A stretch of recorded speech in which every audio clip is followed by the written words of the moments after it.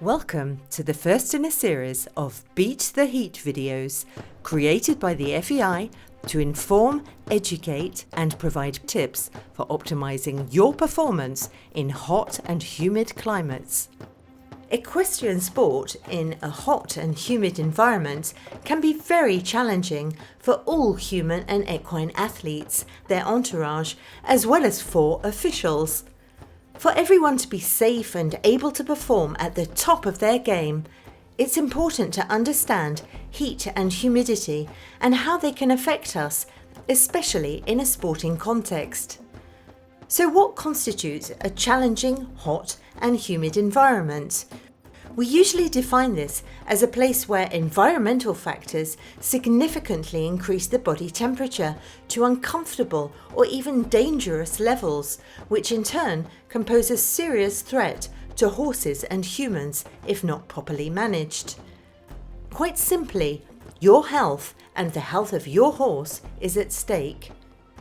Heat stress is responsible for dehydration, fatigue and loss of strength, with dizziness, headaches, cramps, longer reaction times and poor judgment in humans and unusual behaviour in horses.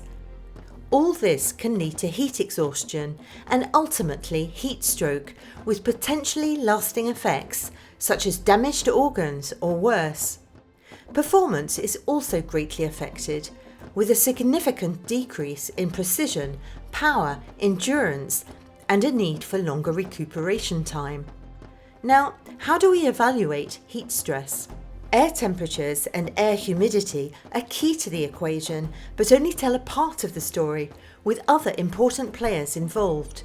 Direct solar radiation, surrounding surfaces and their reflective characteristics, and wind speed, the only natural cooling element at play.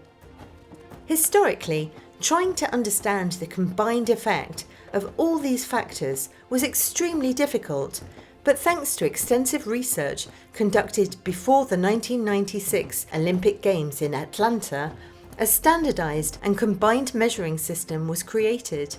Meet the WBGT index, or Wet Bulb Globe Temperature Index. The index is calculated by a customized device that takes readings of air temperature, humidity, sun and wind all at the same time, combining them into a single value expressed as a Celsius WBGT temperature.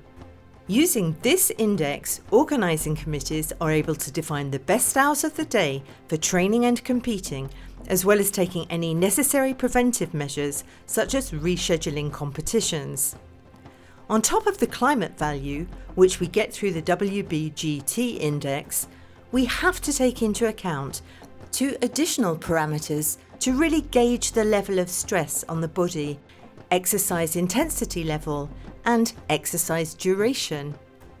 The higher these two parameters are, the more they add to the existing risks related to the climatic conditions, and all equestrian disciplines are impacted. Jumping, dressage, vaulting and reining, involving intense exercise, moderate duration and heavily muscled horses. Eventing and driving, intense exercise, long duration. Endurance, moderate intensity, very long duration. So please stay vigilant and always take extra precautions before, during and after training and competition. Safe sport in hot and humid climates starts long before the event for horses and humans. Preparation is paramount and includes specific training at home, well thought out packing, best travel practices, on-site acclimatization, risk and emergency protocols, all of which are covered in the FEI Beat the Heat series. And above all, please remember, if you, your horse or anybody else shows signs of heat distress, react promptly. We must all stay vigilant and attentive to each other as well. So, bye for now, ride safely and make sure you're ready to go beat that heat.